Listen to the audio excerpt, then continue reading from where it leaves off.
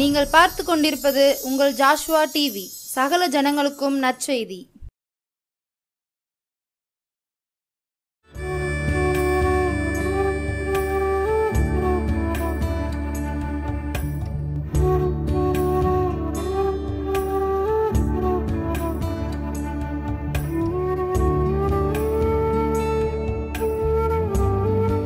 தேவ அன்பின் நற்செய்தி ஊழியத்தின் மூலமாக ஜோசுவா டிவி நேயர்களை சந்திப்பதில் இயேசு கிறிஸ்துவின் நாமத்தினாலே எனக்கு தந்த இந்த கிருபைக்காக ஆண்டவருக்கு முதலாவது நன்றியை தெரிவிக்கிறேன். இன்னும் பார்த்து கொண்டிருக்கிற ஒவ்வொருவருக்கும் இயேசு கிறிஸ்து நாமத்தினாலே உங்களை வாழ்த்துகிறேன். இந்த நாளிலும் தியானிக்கும்படியாக தெரிந்து கொள்ளப்பட்ட வேத வசனம் மத்தேயு 6வது அதிகாரம் 33வது வசனம் வாசித்தோமானால், முதலாவது தேவனுடைய ராஜ்யத்தையும் அவருடைய நீதியையும் தேடுங்கள், அப்பொழுது இவைகள் எல்லாம் உங்களுக்கு கூட கொடுக்கப்படும் என்று சொல்லப்பட்டிருக்கிறது. தேவைகளோடு இன்னும் தடைகள், பிரச்சனைகள், அவமானங்கள், போராட்டங்கள், இழப்புகள், இன்னும் வியாதிகள், இப்படியாக ஏதோ ஒரு குறிப்பிட்ட காரியம் ஏன் எனக்கு மாத்திரம் மாறவே இல்லையே, ஆண்டவருக்கு எனக்கு இந்த உபத்திரவம், கண்ணீர், இப்படியாக நான் படுகின்ற பாடுகளை பற்றி தெரியுமா என்று சொல்லி இது எப்பொழுதுதான் மாறும் என்று சொல்லி நம்ம கேள்விக்குறியோடு இவைகளை பார்த்து கொண்டிருக்கலாம். உங்களுக்கு தான் இதை ஆலோசனையாக இந்த வார்த்தை கடந்து வந்து வருகிறது. பிரியமானவர்களே, இதற்கு தேவையான வாழ்க்கைக்கு தேவையான சரியான பதிலோடு நீங்கள் செல்ல போறீங்க. ஏனென்றால் வேத வசனம் பொய் சொல்லாது. ஆண்டவருடைய வசனம் கால்களுக்கு தீபமும் பாதைக்கு வெளிச்சமுமாய் இருக்கிறது. அதனால் அதான் முதலாவது தேவனுடைய ராஜ்யத்தையும் அவருடைய நீதியையும் தேடுங்கள் என்று சொல்லப்பட்டிருக்கிறது. ஒருவேளை நீங்கள் சொல்லலாம், நீங்கள் சொல்கிறீங்க வாழ்க்கைக்கு தேவையானது பணம் இல்லையா, பணம் இல்லாமல் எப்படி வாழ முடியும்? ஒருவேளை உங்களுக்கு வசதி இருக்கலாம், நீங்கள் உங்களுக்கு ஒன்றும் இல்லை, உங்களுக்கு அதை பற்றி தெரியாது. ஆனால் என்னுடைய நிலைமை பார்த்தீங்கன்னா, நாளைக்கு நான் என்ன செய்வது என்று தெரியவில்லையே, இப்படிப்பட்ட நிலைமையோடு இருக்கின்ற எனக்கு இந்த வார்த்தை எப்படியா நான் ஏற்றுக்கொள்ள முடியும் என்று நீங்கள் ஒரு வேளை கேட்கலாம். பாருங்கள்,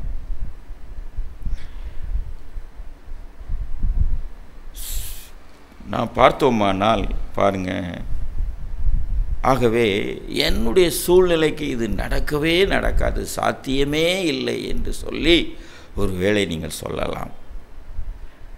ஆனால் பாருங்கள், இஸ்ரவேலை ஆசீர்வதிப்பதே கர்த்தருக்கு பிரியம் என்று சொல்லப்பட்டிருக்கிறது. இன்னொன்றுங்க, ஆசீர்வாதம் என்றால் பார்த்தீங்கன்னா பணம் மாத்திரம் அல்ல. பணம் எல்லாம் இருந்தால் உடனே ஆசீர்வாதம் வந்துவிடும் என்று சில தவறாக நினைத்து விடுகிறோம். கர்த்தருடைய ஆசீர்வாதம் என்பது பணம், உடல் ஆரோக்கியம், நல்ல பாதுகாப்பு, தேவைகள் எல்லாம் பார்த்திங்கன்னா தேவையான காரியங்கள் வாய்ப்பது, இன்னும் சரியானபடி நம்ம ஆண்டவருக்குள்ளே வாழ்வது, இதுதான் பார்த்திங்கன்னா ஒரு உண்மையான ஒரு சமாதானமான ஒரு வாழ்க்கை, இதுதான் உண்மையான ஒரு ஆசீர்வாதம். நாம் பார்த்தோம்னா பாருங்கள், நம்ம சமுதாயத்தில் பொதுவாக ஏழை பணக்காரன் என்று நாமவே பிரித்து வைத்து கொண்டோம். உதாரணமாக ஒரு மேரேஜ் ஃபங்க்ஷன் வச்சுக்கொள்ளுங்களேன். எல்லாரும் உட்கார்ந்துருப்பாங்க, சிறுவர்கள் எல்லாம் ஓடி ஒரு விளையாடுவாங்க இல்லையா. ஒரு ஒரு ஒரு பணக்கார வசதியான ஒரு சிறுவன் ஓடினோம்னா என்ன சொல்லுவாங்க தெரியுமா? பாருங்களேன், அந்த பையன் எவ்வளோ வேகமாக குடுகுடுன்னு சுறுசுறுப்பாக இருக்கானே, எவ்வளோ ஒரு சுறுசுறுப்பு, இவன் இப்படியாக இருக்கான்னா உண்மையிலேயே வருங்காலத்தில் தகப்பனை விட நல்ல சம்பாதித்து நல்ல ஒரு வசதி உயர்ந்த ஒரு இதில் காணப்படுவான் போல என்று சொல்லுவாங்க. ஆனால் அதே இது ஒரு கஷ்டப்பட்ட ஒரு ஏழை சிறுவன் ஒருவன் அப்படியாக ஓடினா போதும், உடனே மக்கள் சொல்கின்ற வார்த்தை என்னன்னா பாருங்கள், தரித்திரம் பிடிச்சது, இது ஒரு இடத்துல இருக்காதா, இருந்து தொலையாதா என்று சொல்லி இப்படியாக சொல்லுவாங்க. அதனால் பார்த்தீங்கன்னா அதெல்லாம் அந்த நம்முடைய அந்த மனதில் பட்டு நமக்கு அப்படியாக பதிந்து தான் அந்த ஏற்றத்தாழ்வு நம் மத்தியில் வருகிறது. அதனால தான் நமக்கு பணம் முக்கியம் என்கின்ற ஒரு எண்ணம் நமக்குள்ளாக அப்படியாக நமக்கு மனதிலே பதிந்து நம்ம பணம் தேவை முதலாவது என்கின்ற ஒரு முக்கியம் என்ற ஒரு மனநிலைக்கு நாம் வந்து இருக்கிறோம். ஒரு சிறு சேமிப்பு, ஒரு அவசரத்திற்கு தேவைக்கு எல்லாம் அவசியம்தான். நான் பணம் வேண்டாம் என்று சொல்லவில்லை, பணம் அவசியம். பாருங்களேன், இன்னும் பாருங்கள், பொதுவாக சொல்லுவாங்க மரம் வச்சவன் தண்ணியை ஊற்றுவான்னு சொல்லுவாங்க. பாருங்கள், அதே மத்தேயு 6ஆம் அதிகாரத்தில் ஆண்டவர் பாருங்கள் 25வது வசனத்தில் சொல்லப்பட்டிருக்கிறது, ஆகையால் எண்ணத்தை உண்போம் எண்ணத்தை குடிப்போம் என்று உங்கள் ஜீவனுக்காகவும் எண்ணத்தை உடுப்போம் என்று உங்கள் சரீரத்திற்காகவும் கவலைப்படாதிருங்கள் என்று உங்களுக்கு சொல்கிறேன். ஆகாரத்தை பார்க்கிலும் ஜீவனும் உடையை பார்க்கிலும் சரீரமும் விசேஷித்தவைகள் அல்லவா. நம்மை விசேஷித்தவர்களாக பார்க்கிறார் தேவன். ஏனென்றால் அவருடைய ரூபத்தின்படி அவருடைய சாயலின்படி நம்மை உருவாக்கி படைத்திருக்கிறார் பிரத்யேகமாக. அதனால் ஆண்டவர் நம்மை விசேஷித்தவர்கள் என்று சொல்கிறார். இன்னும் சொல்கிறாரு பாருங்க, ஆகாயத்து நட்சத்திரங்களை ஆகாயத்து பறவைகளை கவனித்து பாருங்கள், அவைகள் என்ன விதைக்கிறதும் இல்லை அறுக்கிறதும் இல்லை, இன்னும் பார்த்தீங்கன்னா களஞ்சியங்களில் சேர்த்து வைக்கிறதும் இல்லை, அவைகளை உங்கள் பரமபிதா பிழைப்பூட்டுகிற அவைகளை பார்க்கிலும் நீங்கள் விசேஷித்தவர்கள் என்று சொல்லப்பட்டிருக்கிறது. இன்னும் உடைக்காக நீங்கள் கவலைப்படுகிறது என்ன? காட்டு புஷ்பங்களை கவனித்து பாருங்கள், அவைகள் உழைக்கிறதும் இல்லை நூற்கிறதும் இல்லை. இன்றைக்கு இருந்து நாளைக்கு அடுப்பில் போடப்படும் அந்த காட்டு புல்லுக்கு தேவன் இவ்விதமாய் உடுத்துவித்தால் உங்களுக்கு உடுத்துவிப்பது அதிக நிச்சயம் அல்லவா என்று சொல்லப்பட்டிருக்கிறது. இன்னும் இவைகளெல்லாம் உங்களுக்கு தேவை என்று நம் பரமபிதா அறிந்திருக்கிறார் என்று சொல்லப்பட்டிருக்கிறது. பாருங்கள், நம்ம சொற்கள் வாயிலிருந்து புரளுவதற்கு முன்னே நமக்கு இன்னது தேவை என்பதை அறிந்திருக்கிற தேவன் நம் தேவன். ஆகவே தான் பாருங்க, சரி பணம் எப்படியாவது சம்பாதிக்க வேண்டும் என்று சொல்லி பாருங்க, சாப்பிட மாட்டாங்க சரியாக, அந்த ஒரே நோக்கம், சாப்பிட மாட்டாங்க, சரியாக தூங்க மாட்டாங்க, ரொம்ப விடாபிடியாக எப்போது ஓடி உழைக்கணும்னு சொல்லி போவாங்க. இதனால் என்ன செய்வாங்க பார்த்தீங்கன்னா சோர்வு ஆயிடுவாங்க. இன்னும் பார்த்தீங்கன்னா தவறான பழக்கங்கள் வந்துவிடும். எப்படியாவது குறுக்கு வழியில் போய் சம்பாதிப்பது என்று தவறான நண்பர்கள் வருவாங்க.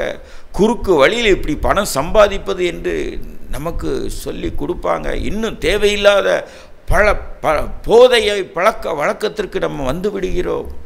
பார்த்திங்கன்னா அப்படியாக வரும் பொழுது நம்ம எல்லாவற்றிலும் பார்த்திங்கன்னா முக்கியமாக தவறான காரியத்திற்கு குறுக்கு வழியில் போகும்போது பயம் வந்துவிடும்.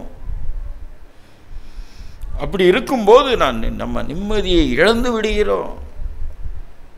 பார்த்திங்கன்னா நம்ம அப்படிங்க செயல்படும்போது வியாதிகள் வந்து விடுகிறது. பார்த்திங்கன்னா குடும்பத்தோடு பிள்ளைகளோடு நம்ம நேரம் செலவழிப்பது இல்லை. எப்பொழுது பார்த்தாலும் வீட்டில் சண்டை, மனைவியை பார்த்தவுடன் கோபம், பிள்ளைகளை பார்த்தவுடன் கோபம், அந்த பிள்ளைகள் பாசத்திற்காக தவித்து கொண்டு இருக்கிறாங்க. கடைசியாக பார்த்திங்கன்னா ஒருவேளை அவங்க வீட்டில் பணம் எல்லா வசதியும் இருக்கலாம், ஆனால் பிள்ளைகள் பார்த்திங்கன்னா போதைகளுக்கு அடிமையாகி தேவையற்ற பழக்க வழக்கங்கள், தவறான காரியங்கள் எல்லாம் வந்து பார்த்திங்கன்னா அவங்களும் பிஸ்னஸ்லேயும் ஏடா கூடமாக சிக்கிக்கொண்டு தவிக்கின்ற அநேகரை இந்த நாட்களில் காண முடிகிறது. என்ன செய்வது? பார்த்தீங்கன்னா மாட்டிக்கொண்டோமே என்று சொல்லிக்கூட சிறைச்சாலைக்கு செல்கின்ற சூழ்நிலை வந்து விடுகிறது. இல்லைன்னா பார்த்தீங்கன்னா ஒன்றும் செய்ய முடியாதபடி மரித்தால் நலமாயிருக்கும் என்று சொல்லத்தக்க பரிகாரமான ஒரு நிலைமை. எல்லாம் இருந்து என்ன பிரயோஜனம்? நோயின் காரணமாக நல்ல சாப்பாடை பார்க்கத்தான் முடிகிறது, ஆனால் சாப்பிட முடியாத நிலைமை. அப்படி இருக்கும் பொழுது பாருங்க, நமக்கு இருந்து என்ன பிரயோஜனம்? அதனால தான் பார்த்தீங்கன்னா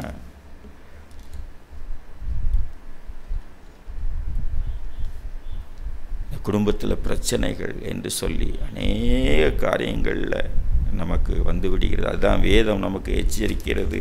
1 தீமோத்தேயு 6வது அதிகாரத்தில் நாம் காண முடிகிறது. 6, 9, 10 ஐஸ்வர்யவானா விரும்புகிறவர்கள் சோதனையிலும் கண்ணியிலும் மனுஷரை கேட்டிலும் அழிவிலும் அமிழ்த்துகிற மதிகேடும் சேதவுமான பலத இச்சைகளிலும் விழுகிறார்கள். பண ஆசை எல்லா தீமைக்கும் வேறாயிருந்து சிலர் விசுவாசத்தை விட்டு வழுவி அநேக வேதனைகளாக தங்களை உருவ குத்தி கொண்டிருக்கிறார்கள் என்று வேதம் சொல்கிறது. பாருங்க, பண ஆசை, பணம் என்று வரும் பொழுது அப்படியாக சூழ்நிலை வந்து விடுகிறது. ஆகவே தான் நாம் பார்க்கிறோம், கர்த்தருடைய ஆசீர்வாதமே ஐஸ்வர்யத்தை தரும், அதில் வேதனையை கூட்டார் என்று பார்க்கிறோம். பாருங்க, நம்ம ஆண்டவர் கரத்தில் இருந்து எல்லா காரியத்தையும் பெற்றுக்கொள்வதுதான் ஒரு நிறைவான காரியமாக இருக்கும். ஏன்னா பார்த்தீங்கன்னா பாருங்க, நம்ம ஆண்டவர் தான் என்ன செய்வார், நமக்கு பார்த்தீங்கன்னா எதை எப்போ எப்படி எப்பொழுது எதற்காக ஏன் எப்படி தர வேண்டும் என்று நம்ம ஆண்டவருக்குத்தான் தெரியும்.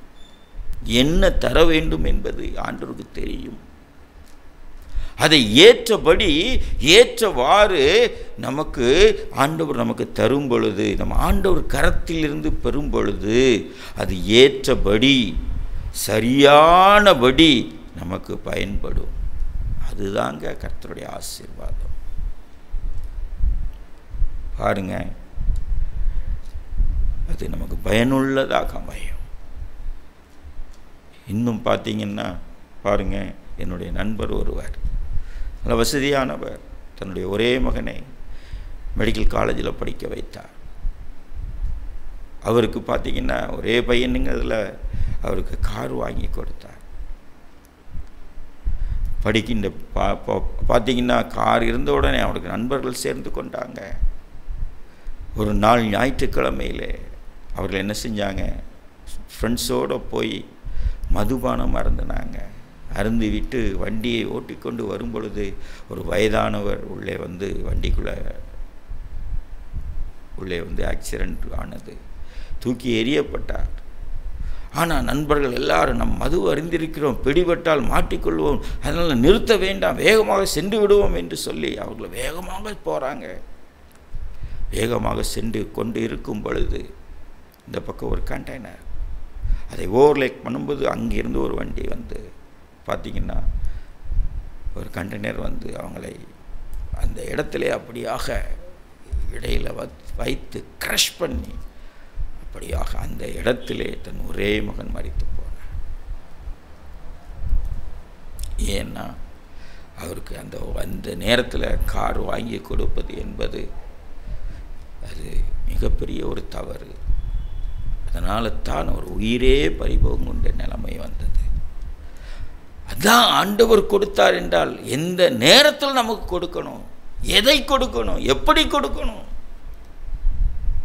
அதை சரியாக கொடுப்பார், ஏற்ற நேரத்தில் கொடுப்பார். அது நமக்கு பயனுள்ளதாக அமையும். அதுதான் கர்த்தருடைய ஆசீர்வாதம். பாருங்க, இன்னும் நம்ம பார்க்கிறோம். ஒருவேளை நம்ம கேட்கலாம், எப்படிங்க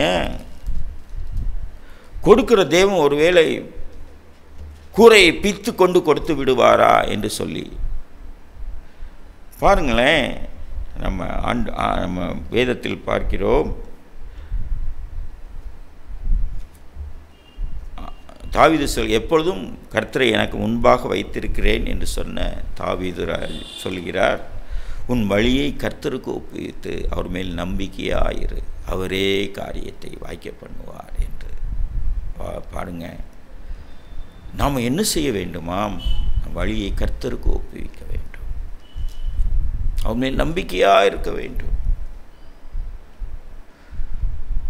பாருங்களேன், நாம் செய்கின்ற தொழிலோ இல்லை செய்கின்ற ஒரு அந்த வேலையோ இல்லை ஊழியமோ எதை செய்தாலும் நாம் பார்த்திங்கன்னா பாருங்கள், முதலாவது தேவ உறவில் நம்ம சரியாக இருக்கும்படி, அதான் இருக்கும் பொழுது பார்த்திங்கன்னா நமக்கு செய்கின்ற தொழிலில் செய்கின்ற வேலையில் ஆண்டவர் தேவ ஞானத்தை கொடுப்பார், தேவ ஆலோசனை வார்த்தையின்படி கொடுப்பார், தேவ வழிநடத்துதலை கொடுப்பார். அப்படி இருக்கும் பொழுது நம்மிடத்தில் உண்மை இருக்கும், உழைப்பு இருக்கும். இன்னும் பார்த்தோம்னா நம்மிடத்தில் தவறான பழக்க வழக்கங்கள் இருக்காது, இன்னும் குறுக்கு வழி இருக்காது. அப்படி இல்லை என்பது என்கின்ற பொழுது நம்மிடத்தில் பயம் என்பது இருக்காது. நம்ம எதை நம்மகிட்ட என்ன இருக்கும்? ஆரோக்கியம் இருக்கும். இன்னும் குடும்பத்தோடு சேர்ந்து ஒரு நல்ல உறவு இருக்கும். அதனால் மனசில் சமாதானம், தெளிந்த புத்தி வரும். தெளிந்த புத்தியோடு நம்ம சிந்திக்கும் பொழுது பார்த்திங்கன்னா எடுக்கும் முடிவு சரியானதாக இருக்கும்.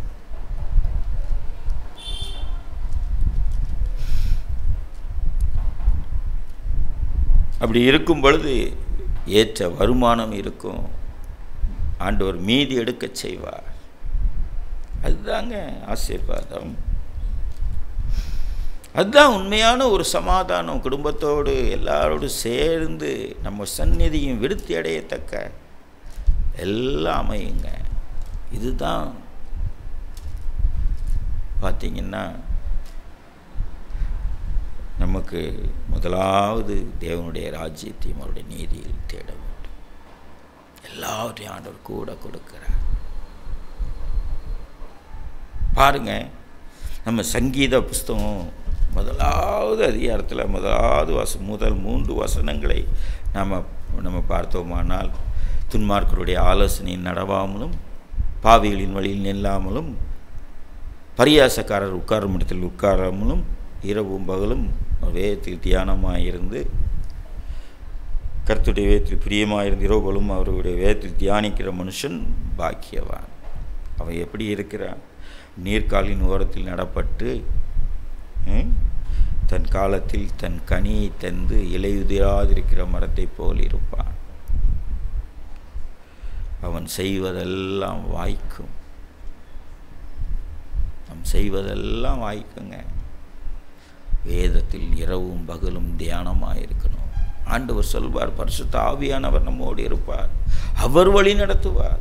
நீ துன்மார்க்கில் ஆலோசனையில் நடக்காத, பாவிகள் வழியில் நில்லாத, பரியாசக்காரர் உட்காரும் இடத்துல உட்காராத, உனக்கு இங்கே வேலை இல்லை, எழுந்திரு. நம்மளோட பேசுவார், நம்மை வழி நடத்துவார், ஆலோசனை வரும், எல்லாம் வரும். நம் தேவனால் கூடாத காரியம் ஒன்று உண்டோ? பாருங்க, அதுதாங்க ரொம்ப முக்கியமான ஒரு காரியம். செய்வதெல்லாம் வாய்க்கும்.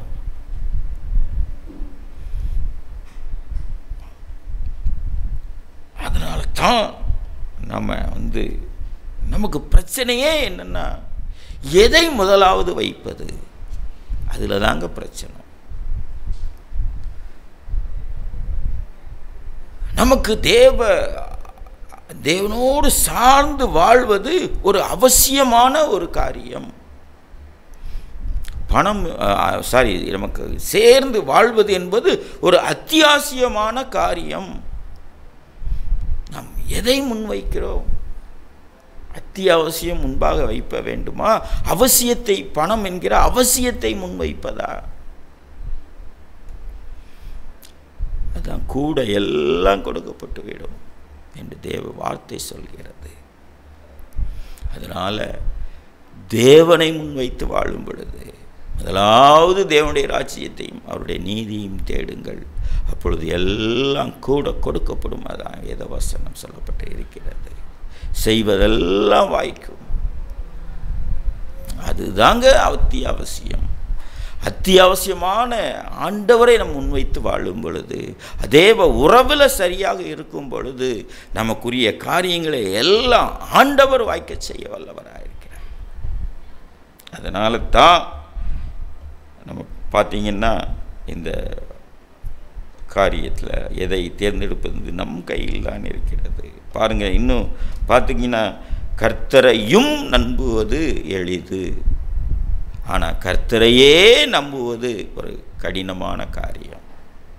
எதில் செயல்பட போகிறோம்? பாருங்களேன், நம்ம முழுமையாக தேவனுக்கு அர்ப்பணிப்பது அவசியமான ஒரு காரியம். பாருங்களேன், முழுமையாக அர்ப்பணிக்க வேண்டுங்க.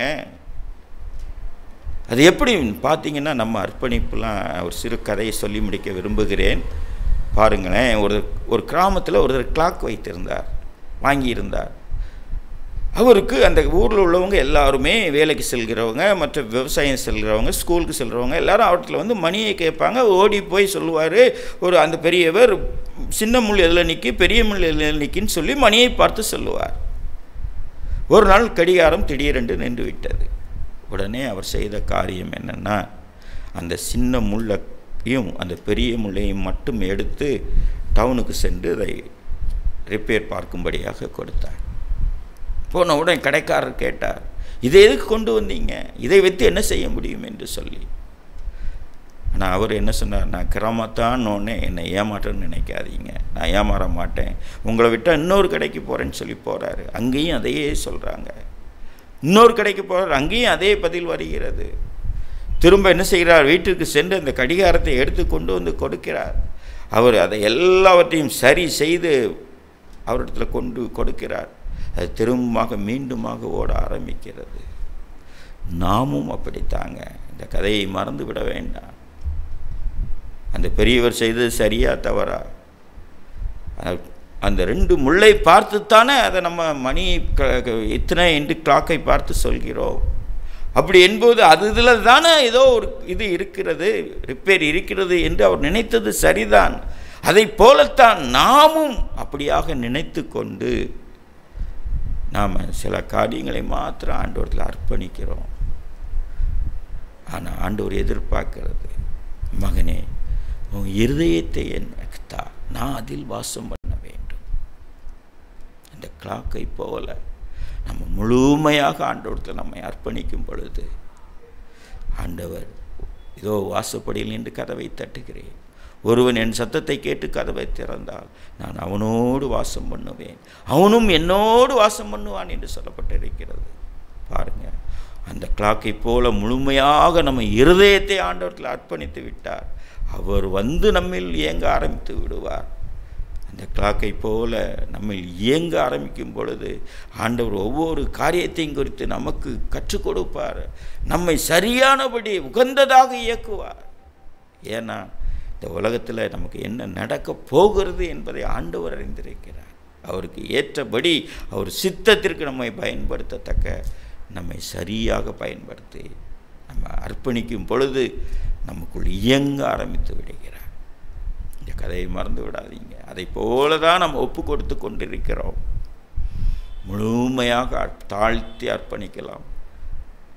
நாம் தொடர்ந்து ஜெபிக்கலாம். ஸ்தோத்திரம் ஆண்டவரே, நன்றி ஆண்டவரே. முதலாவது தேவனுடைய ராஜ்யத்தையும் அவர் நீதியும் தேடுங்கள் என்ற நம்முடைய வார்த்தையை நாங்கள் கேட்டோம் ஆண்டவரே. கர்த்தருடைய ஆசீர்வாதமே ஐஸ்வர்யத்தை தரும், அதில் வேதனையை கூட்டார் என்ற வார்த்தையின்படியே ஆண்டவரே உம்முடைய ஆசீர்வாதம் வரும்பொழுது தான் அது நிறைவாக இருக்கும் என்று பார்த்தோம் ஆண்டவரே. ஆண்டவரே நாங்கள் முதலாவது ஆண்டவரே அத்தியாவசியமாகிய உம்மை முன்வைத்து ஆண்டவரே பின்னாக மற்ற காரியங்களை, அவசியமான காரியங்களை வைக்கத்தக்க கிருபைகளை பார்த்து கொண்டிருக்கிற ஒவ்வொருவருக்கும் கொடுங்க ஆண்டவரே, எனக்கும் கொடுங்க ஆண்டவரே. ஏசப்பா, நீங்கள் எங்களை அறிந்திருக்கிற தேவன் ஆண்டவரே, எங்களுக்கு என்ன தேவை என்பதை அறிந்திருக்கிற தேவன் நீங்கள் ஆண்டவரே. யார் யார் ஆண்டவரே தன்னை முழு இருதயத்தோடு இப்போ அர்ப்பணிக்கிறார்களோ அவர்களுக்கு எல்லாம் ஆண்டவரே இயேசுவின் நாமத்தினாலே எந்த காரியங்களானாலும் வாய்ப்பதாக ஆண்டவரே அப்படிப்பட்ட கிருபைகளை கொடுங்க, வழி நடத்துங்க, பாதுகாத்து கொள்ளுங்க ஆண்டவரே. இந்த வார்த்தையை நான் இவர்களோடு அனுப்புகிறேன் இயேசுவின் நாமத்தினாலே. ஏற்ற நேரத்தில் ஏற்றபடி நம்முடைய வார்த்தை கிரியை செய்வதாக ஆண்டவரே இவர்களோடு பேசட்டும், வழி நடத்தட்டும் ஆண்டவரே. தொடர்ந்து ஆண்டவரே அப்பா நீங்கள் அவர்களுக்கு போதுமானவர்களாக இருந்து வழி நடத்துங்க. இன்மைக்கு மாத்திரமல்ல மறுமையிலும் ஆண்டவரே நித்திய ஜீவனை சுதந்திரிக்கத்தக்கதான கிருபைகளை ஒவ்வொருவருக்கும் கொடுங்க. தாழ்த்தி அர்ப்பணிக்கிறோம் இயேசு கிறிஸ்துவின் இன்ப நாமத்தில் வேண்டிக் கொள்கிறேன் ஜீவன நல்ல பிதாவே. ஆமென், ஆமென்.